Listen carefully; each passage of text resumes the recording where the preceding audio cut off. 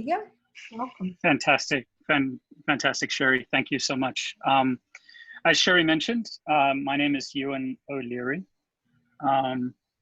And I like to think of myself and characterize myself as a bit of a corporate provocateur, meaning I challenge and provoke ideas, practices, organizations as a coach.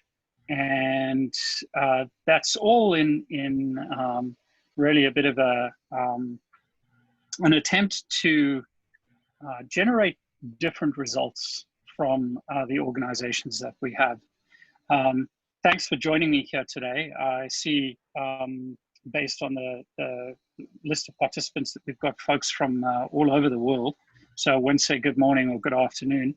I'll say good whatever. And welcome to this this sort of interesting session. As we all know, we're subject globally to this pandemic, and it's created a lot of and catalyzed a lot of really interesting and different approaches to work and to life. And I'm conscious of, as I sit here before you, the privilege that I hold, given where I am in the world, and that privilege sort of allows me to have a roof over my head and food on the table, and mostly air conditioning, which is why you sort of see me. I'm a little bit shiny at the moment. I'm talking to you from Florida, northern Florida, where it's about 85% humidity and sort of in the region of about 34 degrees Celsius. And for those of you who've spent time on the Indian subcontinent, as I have from time to time, it feels a little bit like Chennai in summer. So kind of hot and humid. And I'm sort of looking for a fan and looking for air conditioners. So the article that I wrote that was accepted here is really sort of my my thoughts on what I've seen over the sort of decade and a half of coaching experience that I've had in the early days, working a lot, very specifically with development teams, but now sort of branching out a little. I'm going to zip into our agenda here quickly. This is really just sort of the introduction. The subtitle of my presentation is 9 Things to Try. So 9 things to try. And the way the presentation is going to work, and Sherry, this is a little bit of intel for you from a facilitative perspective, is I'm going to introduce the first 3. Then we're going to have about a 7 or 8 minute breakout session in a smaller group. And I want you to really start asking some questions about how you might try these in your context, in your organization, with the teams that you might be working with, or have you tried them already, or something similar to that, and what was the result?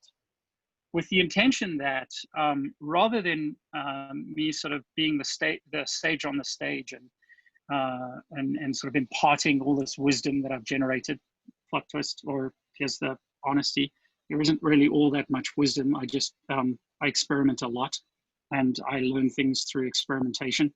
I rather than being that, I'd rather be sort of orient myself as kind of a guide on the side, and leave you all, the attendees, with the agency, with a little bit of insight, with a little bit of awareness, a little bit of knowledge, such that you can go out and try something. So we'll go through 3 rounds of that exercise. Then we'll come together as a larger group. We'll do a collective reflection and retro, and then we'll go off to the next session.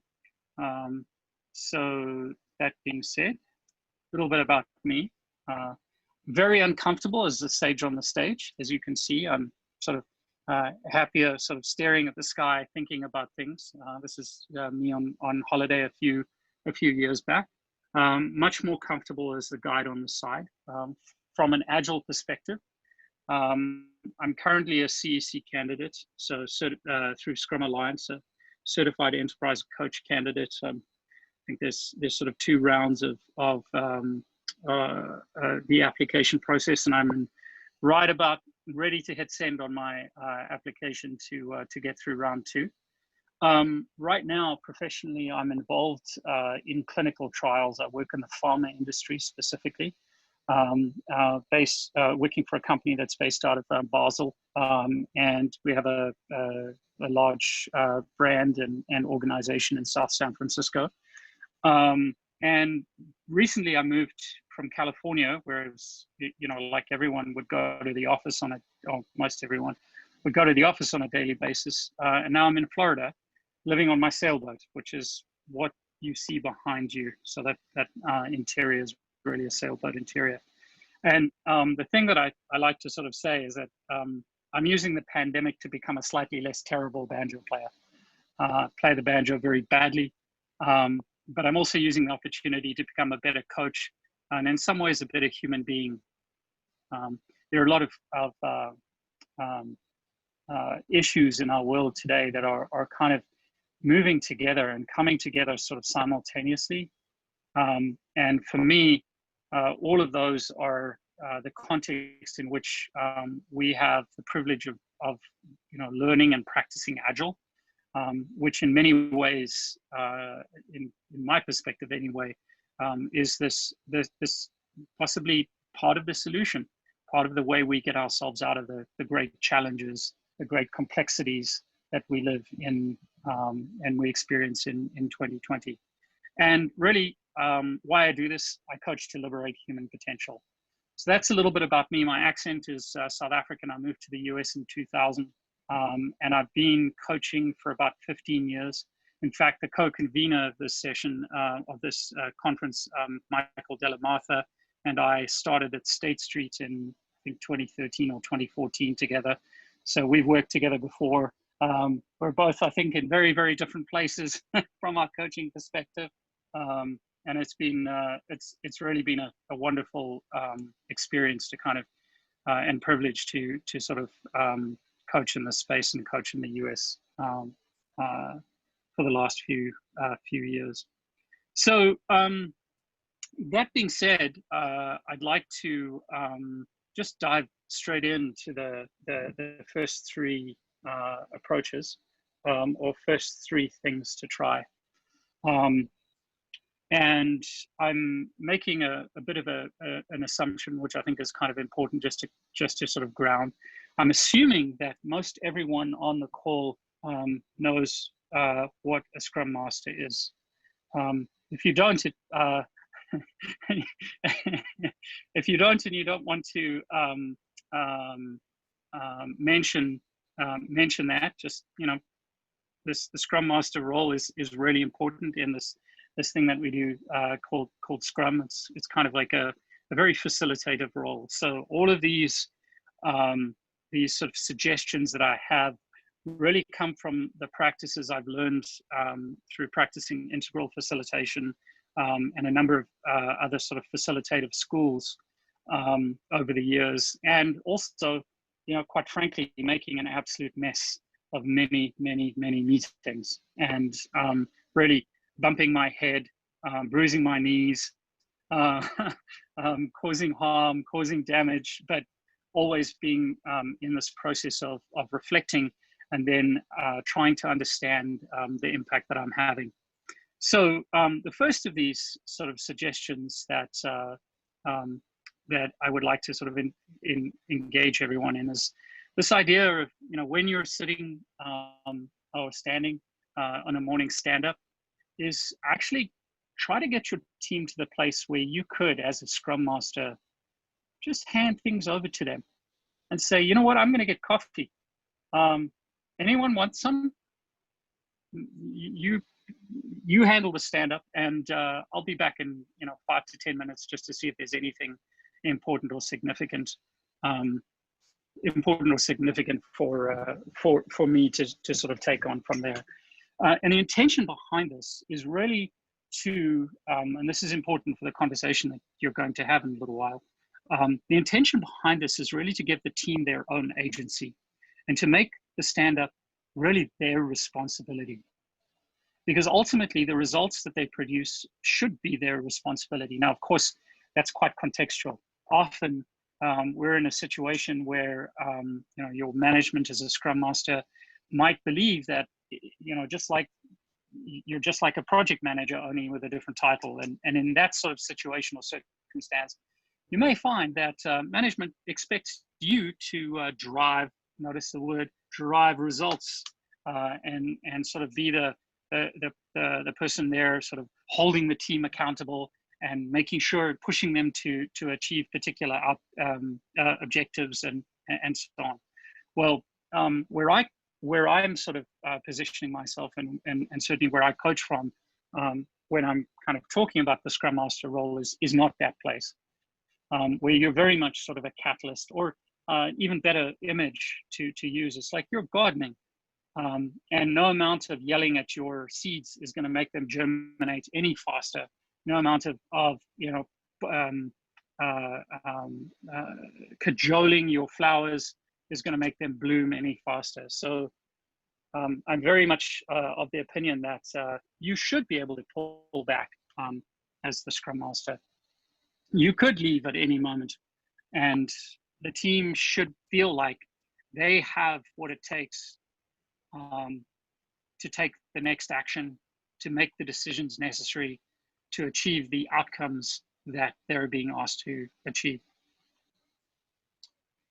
So then the second, and this kind of relates into a couple of the comments that the remarks that I've made.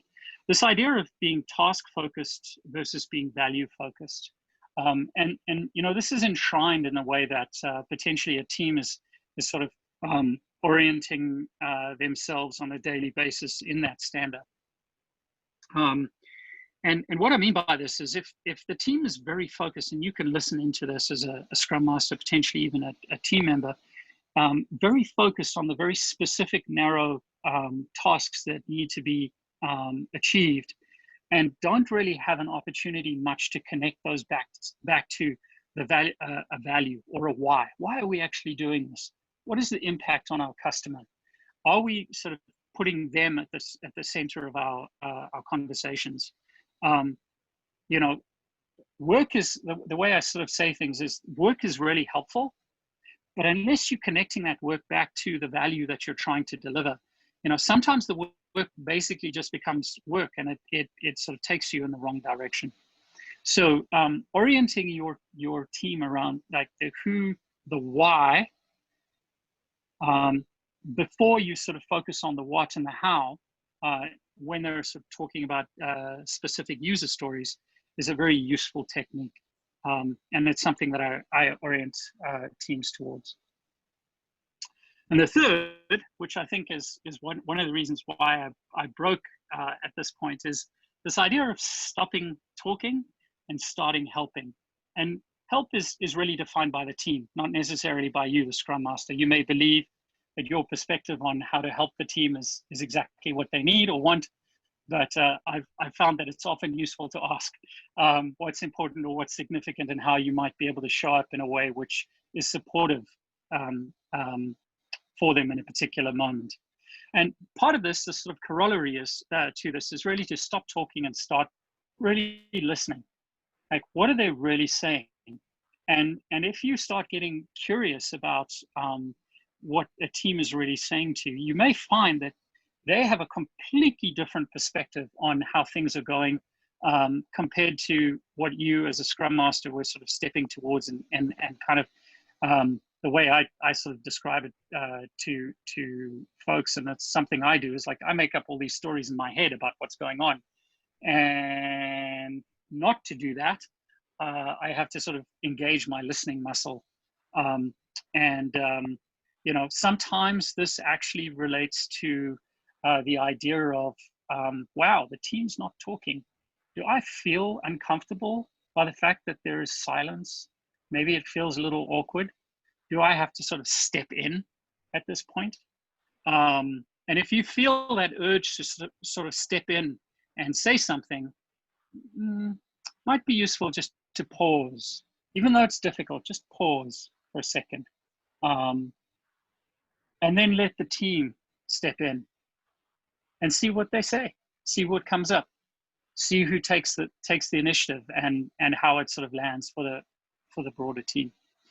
So I'm going to stop talking at this point, and I'm going to leave you with a request for the first three. Just to reiterate my questions.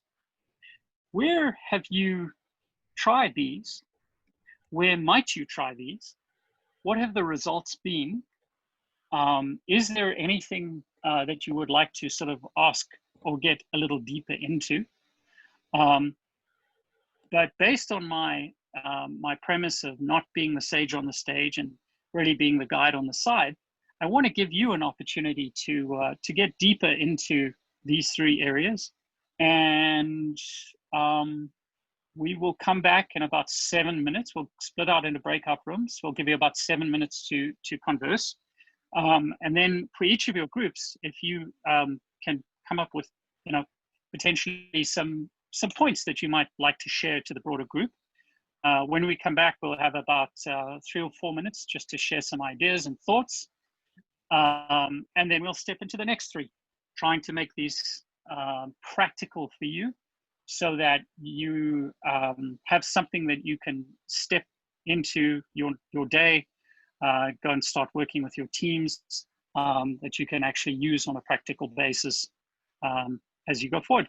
So, Sherry, you ready? Everyone, fantastic. You will receive an invitation to join a room. Feel free to join a room. If you don't want to join, you can stay in this main room, and then we'll call everybody else back in 7 minutes. You'll receive a 1-minute warning. Let me go ahead and start the recording back, and everyone's back in the main room again. Fantastic. So, how was the conversation? Anyone have something you'd like to share with the broader group? Feel free to turn on your videos and unmute. And is my sharing working?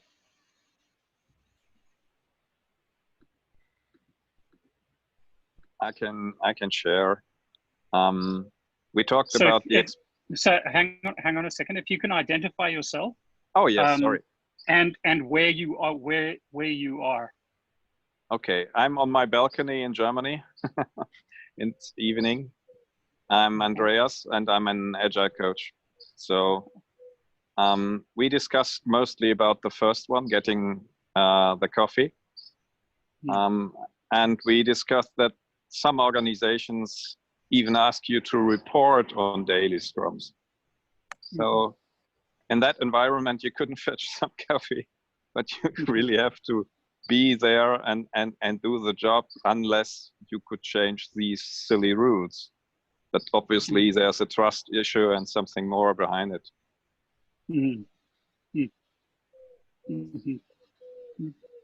And the third one, we discussed about that as well. So we see it like get them to identify the bottleneck in the group and help before starting something new.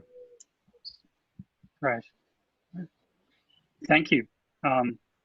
That's a really interesting context, particularly sort of the idea of reporting on the daily scrums.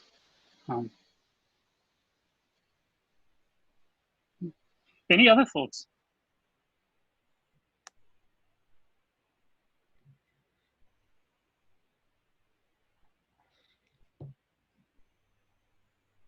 Aaron, I see you're waving. Yep. Yeah, our group talked about the. Sorry, Aaron. Where are you calling from? Yeah. Yes. Sorry about that. My name's Aaron. I'm calling from Northern New Jersey. I'm a delivery ops lead, and I'm in my dining room, like off the side. Fantastic. Following on with Andreas's, where we actually are in the house. So we had a conversation about getting coffee and a little bit on the task focus, and so our experiences. A member of our team, Paulo, had a great point about using it for innovation and experimentation. getting coffee and being able to kind of see what works out, what doesn't, which I thought was really good. And then Nicolette, who's on the team, also had a great point around the task focus on when you have a lot of distributed teams with varied backgrounds from different organizations. You often just have to stay very, very task focused, because people can veer off very easily. So that was our conversations. Yeah, thank you, Aaron. That's a really interesting point. Nicolette, I don't know if you're listening in, but the last point I think is very important. The way I kind of I sort of regard that is like, what is the team's response telling me about, and what is people's response telling me about the overall system that I'm working within? That's kind of the question, sort of the meta question, the question behind the question. Because you can try these things as experiments, but the result is giving you kind of a data to make another shift in terms of your awareness of how a particular environment or a particular team is responding in a particular environment. Andreas, the idea of the team being, or the Scrum Master being asked the specifics of what was happening at each stand-up, and the sort of the next step to kind of go, why are you operating in potentially such a low trust environment? What's that about? So I think it's a really important thing as you are making an effort to sort of try these, to actually use them, like the way I describe it is throwing a pebble in a pond, and seeing if there are any fish under the water, because the fish, when you surprise a fish like that, it'll kind of swim away, and you might see some other ripples show up on the surface, or you'll see the sort of ripples kind of like sort of go out, and then hopefully the water will kind of go back to normal. Okay, any other thoughts on those before we dive into the next one, next set? Okay, perfect. All right, so the next three. This is my. I want to make sure something weird's happening with your slides. We see your front page and kind of a screenshot of images of like us. So I don't know if you're there. You Stop go. share. Let me try share again. Zoom is acting a little weird today. Okay, now we see your slides. There we go. Okay, all right. Okay, so thanks so much for that, Sherry. I would have carried on regardless. Okay, so the next three, and this particular one is kind of like my favorite at the moment. So I work in an environment or a context where with some very smart people.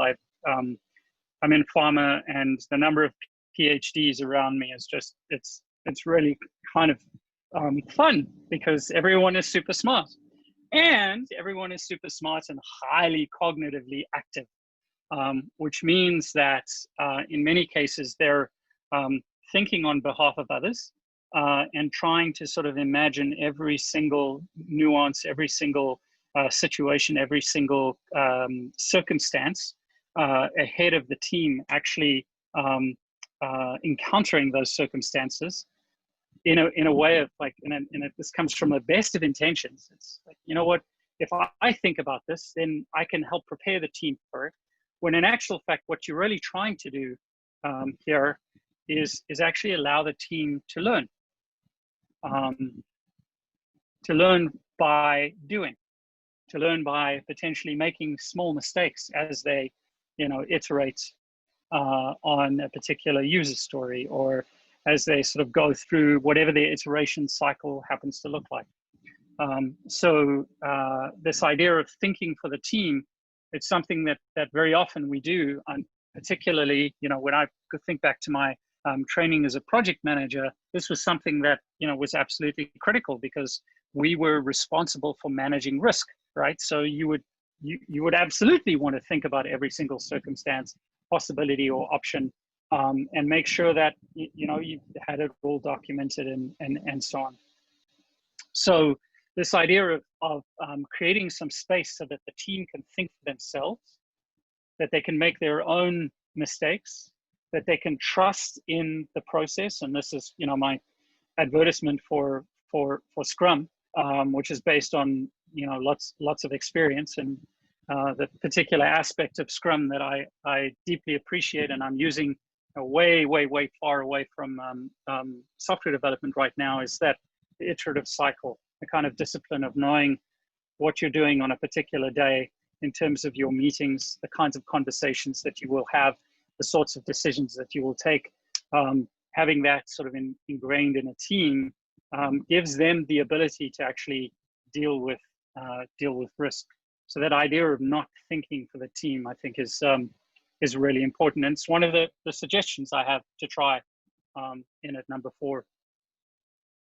The next is doing less. As a Scrum Master, there's always particularly when I started my first job as a Scrum Master, I try to do the job of the Scrum Master, the job of the product owner, and the job of all of the developers. Mostly because I thought that was what was necessary in order to succeed. And over the years, I've come to find out that it's actually more valuable to do less, but to do less often in a way which is visible and transparent. Transparent means you call attention to it, and you're sort of having a conversation with your team. Look, folks, I'm going to do less of the administrative work on the whatever you're using to make your work visible, whether it's Trello or Jira or any one of a number of tools. Maybe it's a board in someone's house on the wall with a webcam on it and post-it notes, whatever it happens to be. If you are doing less of the administrative work as a Scrum Master and much more of sort of the work that is oriented towards removing impediments and obstacles from the team, that can actually be a very powerful message or statement for the team to take their own agency, to move more in a direction of being more self-organizing, to ask the hard questions about alignment.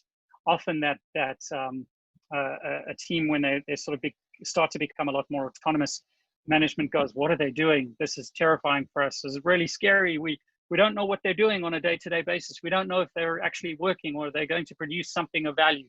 Well, that uncertainty can actually, the team can learn how to support their management with that uncertainty if you're doing less and they're doing more. If you end up being the stopgap, the person who's bridging the manager's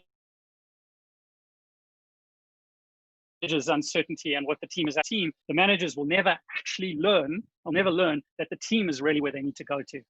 So do less. And the last couple of comments I've made have really sort of focused on learning.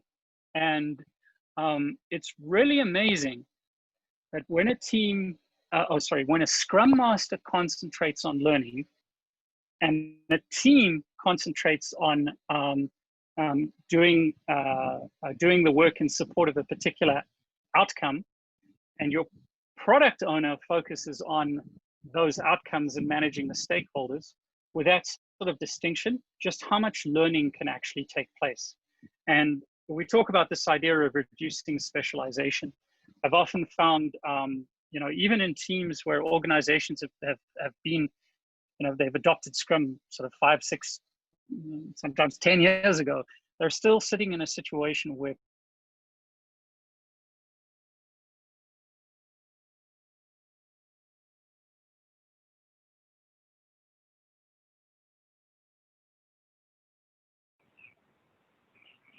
Did he freeze? Is it his video or ours? Okay. It's his. That's what I was just trying to figure out, the same thing. Okay, it's his video. Okay. The downside to being on a sailboat. Yes, it is the downside of being on Yes. the sailboat. However, I know what his next action was, and it was going to be to send you all to breakout rooms to chat for a minute. So what I'm going to do is I'll go ahead and I will, oh, there you are. Ewan, you're back? All right. Sorry about that. I don't really know what happened. Where did I lose you? Just you were probably midway through the reduced specialization by increasing learning.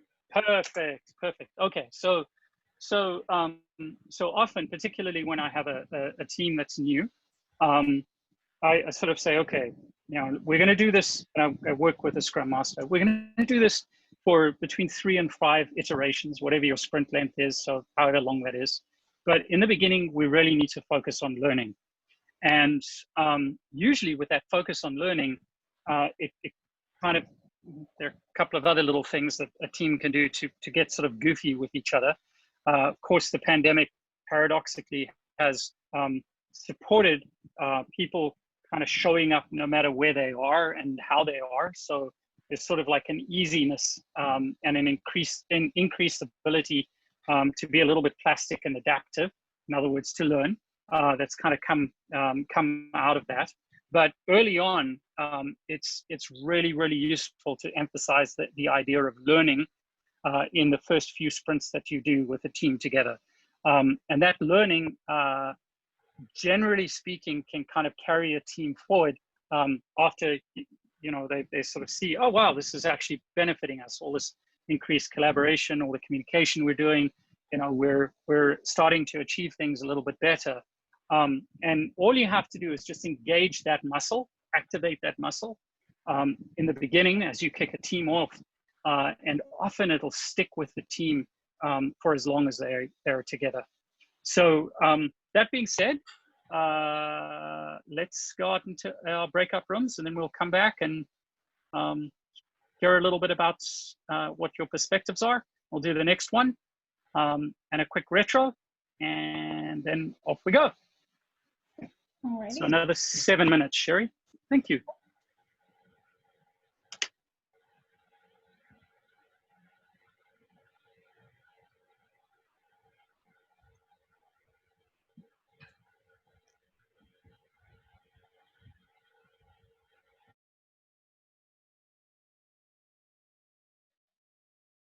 Perfect.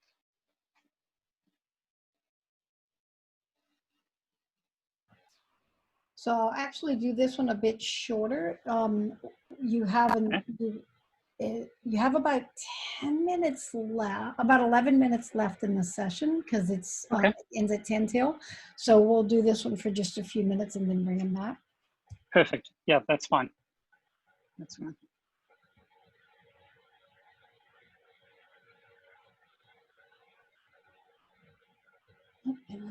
All right. And welcome back, everybody. Okay. Fantastic. Well, Sherry, thank you. We have a little bit less time for the next iteration. So if any of the groups have anything you'd like to sort of share, any interesting conversation that came up on these three, I'd love to hear it, and we can then step into the next three.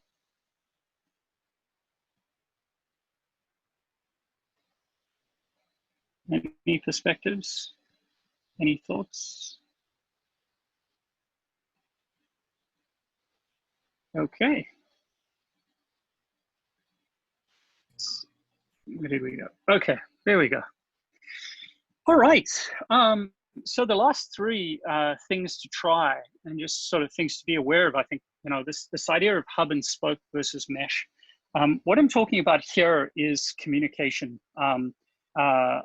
When a team sort of starts off, often you as the Scrum Master can feel like you're carrying the burden. You're sort of shouldering the load of making the team talk to each other.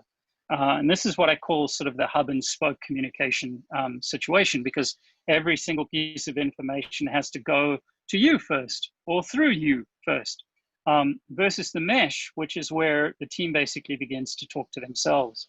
Now, if we go back to one, which is go get coffee or something along those lines, part of the intention behind you going I'm going to get coffee, and leaving the team to really talk for themselves is to foster this idea of mesh communication.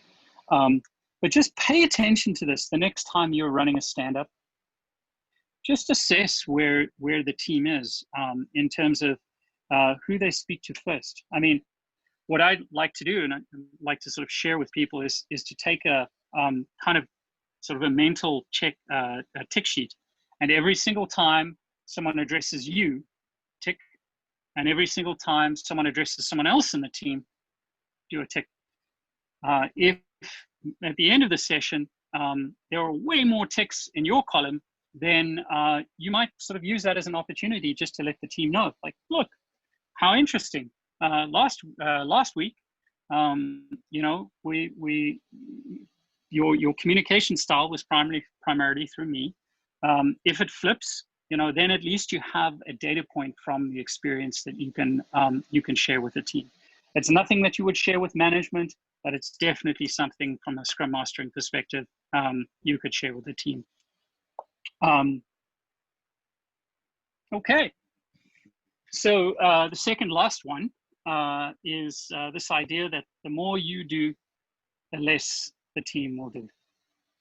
The more you do, the less the team will do. So if you're solving their problems, if you're stepping in when the team should really be developing the muscles to solve their problems, it's almost like you're kind of training wheels, and you're training wheels that never come off. So the team's never free. Is never free to sort of to make their own mistakes and learn from those mistakes. If you are sort of way too active in terms of getting things done for them. The way I like to sort of phrase this is that they should be coming to you to make specific requests. And when you set up your working agreement at the beginning of kicking your team off, you can actually make this explicit and sort of say, look, from a Scrum Mastering perspective, I'm expecting you to make requests of me if you need me to do something. And then it won't be an automatic yes, it'll be something we have a conversation about. Because there are things that you as a team, there are muscles that you as a team need to grow. And I can end up being training wheels that never ever come off. So you don't learn how to balance or ride your bicycle.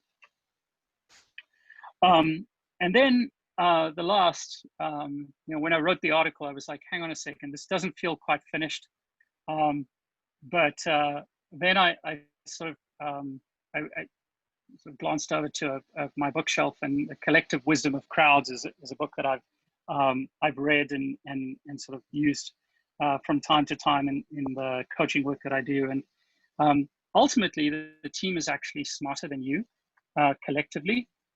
I'm not sort of suggesting that there's a sort of an intellectual matchup between you and specific individuals on the team, but certainly the team's collective wisdom is greater than yours. And you know what, the team's collective wisdom should really be honored in that way. And if other folks on the team are sort of saying, hang on a second, I think we should go a different direction, then it's up to you from a Scrum Mastering perspective to sort of say, okay, how can we include this divergence in thinking, this divergence in experience, this divergence in decision?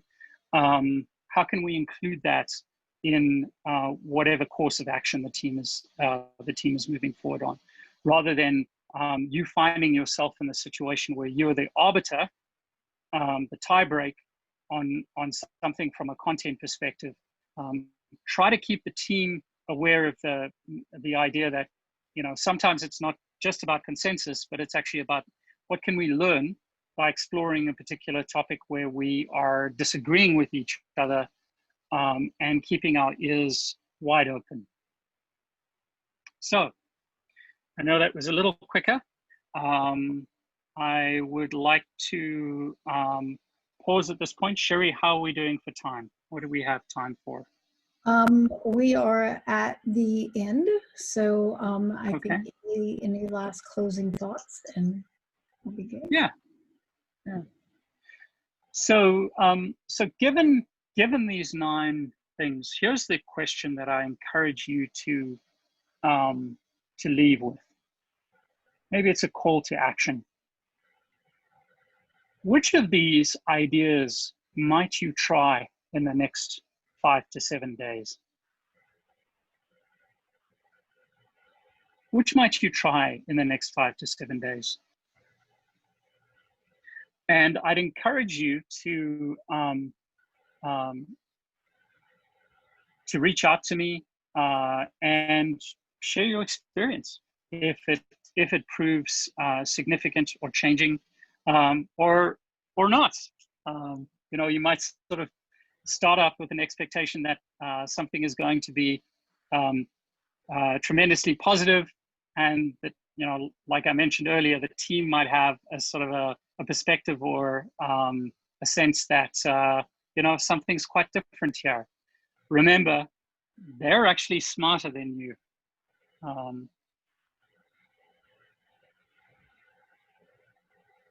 Yeah, that's all I got. Awesome. I'm going to go back to playing my banjo badly. So, Well, thank you very much. Thanks, was everyone. Awesome. We appreciate your participation. Do you have a slide that has your contact information? Someone I do not have a slide that has my contact information.